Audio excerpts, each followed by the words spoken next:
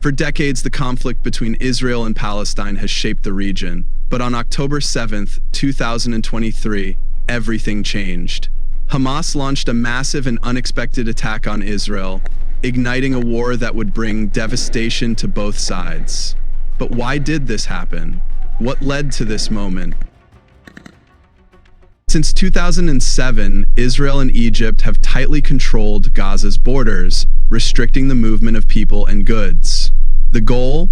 To prevent weapons from reaching Hamas and other militant groups. But for civilians, the blockade has meant something else. Scarce resources, economic collapse, and a worsening humanitarian crisis.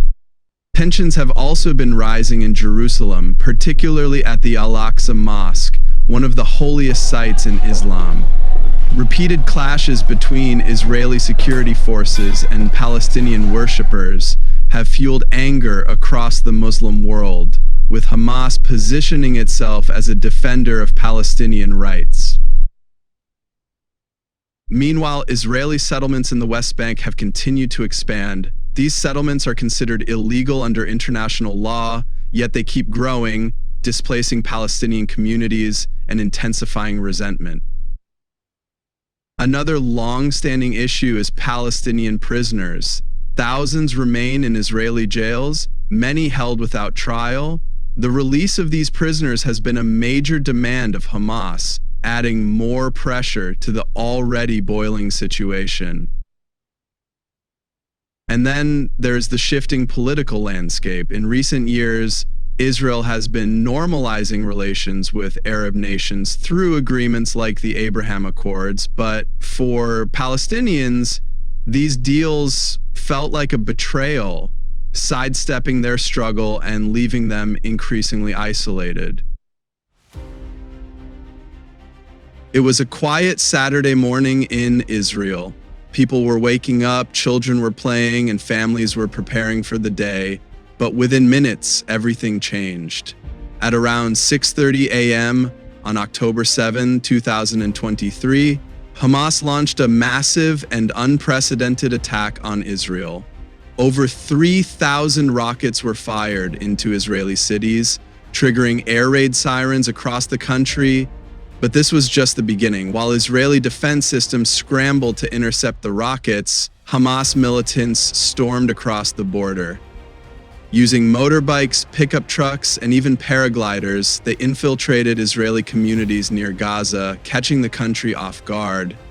The attackers moved quickly, targeting homes, military bases, and even a music festival near the Re'im kibbutz, where hundreds of young people were dancing just moments before. In a brutal massacre, Hamas militants killed over 250 festival goers, turning a place of celebration into a scene of horror.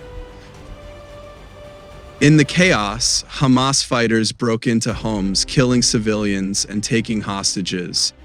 Men, women, children, and even the elderly. Some were dragged from their beds, others from bomb shelters where they had tried to hide. By the end of the attack, around 250 hostages were taken back to Gaza. Over 1,200 people were killed in a matter of hours. As news of the attack spread, Israel declared a state of war. Just 2 days after the devastating Hamas attack on Israel, the response was swift and severe. On October 9th, 2023, Israel's defense minister Yoav Gallant made a chilling announcement. Israel would impose a total blockade on Gaza. No food, no water, no electricity, no fuel. Nothing would be allowed in or out. Within hours, the impact was felt. Hospitals, already overwhelmed with casualties from Israeli airstrikes, were running out of fuel for generators. Without electricity, water pumps stopped working, leaving over 2 million people with little to drink. Food supplies began to dwindle as trucks carrying aid were blocked at border crossings. Families rushed to markets, trying to buy whatever they could before it was too late. But soon, even the most basic necessities became impossible to find. Meanwhile, Israel continued its bombardment of Gaza, targeting Hamas positions, but also hitting residential buildings, refugee camps, and even schools. On October 11th, 2023, Gaza went completely dark. The last fuel reserves at the Strip's only power plant had run out, leaving over 2 million people without electricity.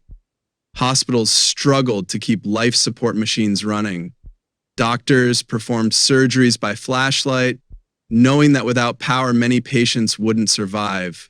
Families sat in pitch-black apartments, their phones dead, refrigerators off, and water pumps no longer working. On October 27, 2023, after weeks of relentless airstrikes, Israel launched its full-scale ground invasion of Gaza. Thousands of Israeli troops, backed by tanks and air support, pushed deep into the territory. The objective was clear: dismantle Hamas, eliminate its leadership, and rescue the hostages taken on October 7. By November 2, 2023, Israeli forces had reached the heart of Gaza. Troops and tanks encircled Gaza City, Hamas's stronghold, cutting off key supply routes and escape paths. Fierce battles erupted in the streets as Israeli soldiers pushed deeper, facing resistance from Hamas fighters using tunnels and urban warfare tactics. With the city under siege, thousands of civilians fled south, seeking safety in an already overwhelmed Gaza. But for many, there was nowhere left to run. For 7 days, a fragile truce between Israel and Hamas had brought a pause to the destruction. Hostages were exchanged, aid trucks entered Gaza, and for a brief moment, there was hope.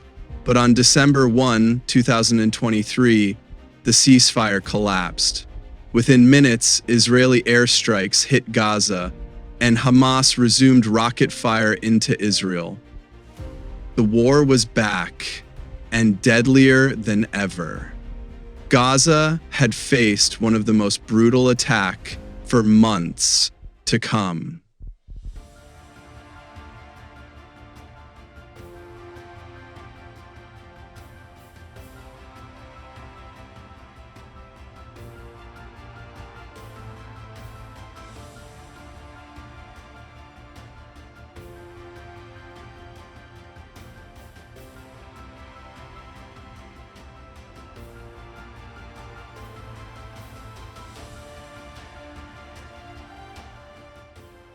On May 7, 2024, Israeli forces made a decisive move, seizing the Rafah border crossing, Gaza's last link to the outside world. The crossing, which connects Gaza to Egypt, had been a vital lifeline for humanitarian aid and fleeing civilians.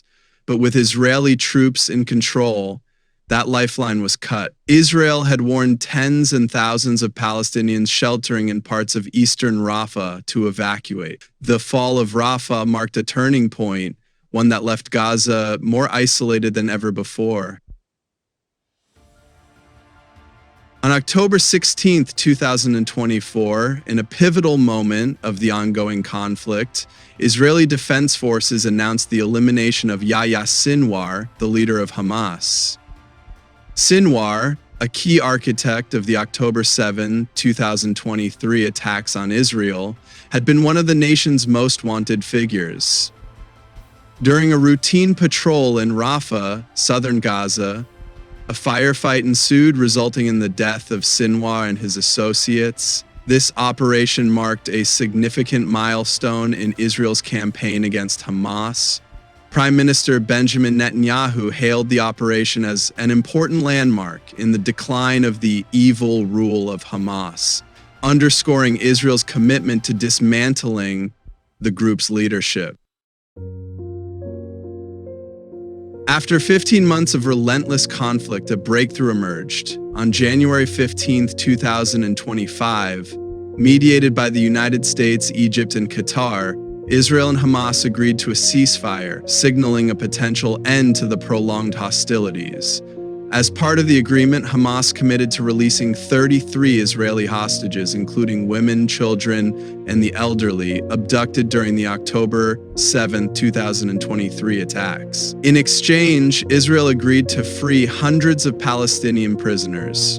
The announcement was met with widespread relief and cautious optimism. Families on both sides hoped that this deal would pave the way for lasting peace and the safe return of their loved ones.